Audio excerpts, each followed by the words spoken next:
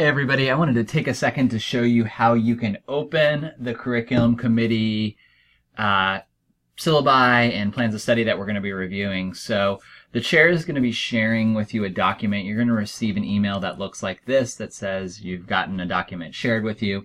We're going to want to open it using Office 365.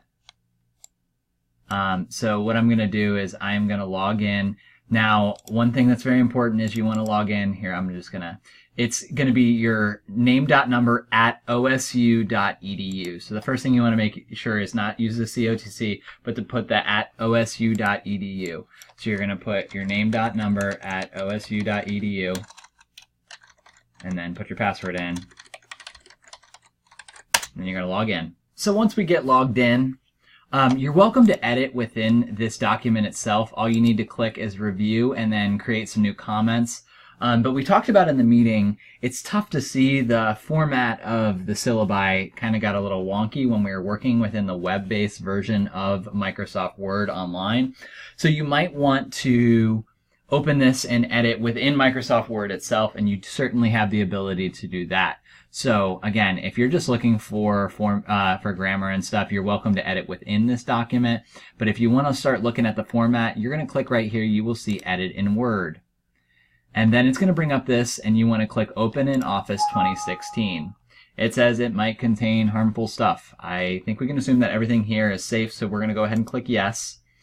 And then what it's going to ask us to do here is it's going to ask us to log in. So I'm going to type in, again, shay.44 at osu.edu,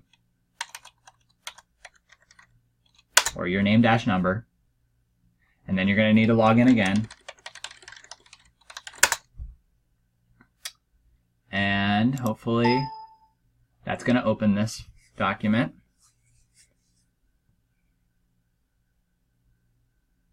And now, sorry, let me make this a little smaller so you can see what we're doing.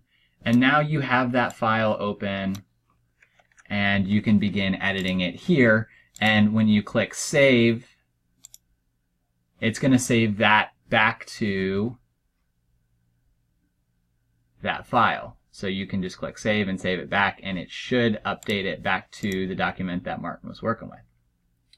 Another option is that you look through here and you can just check the formatting as is, and then you can always go back to resume editing here and insert your comments back into this. So either one would work. When you can open up the file in Microsoft Word, or you can simply edit it in the Word Online format.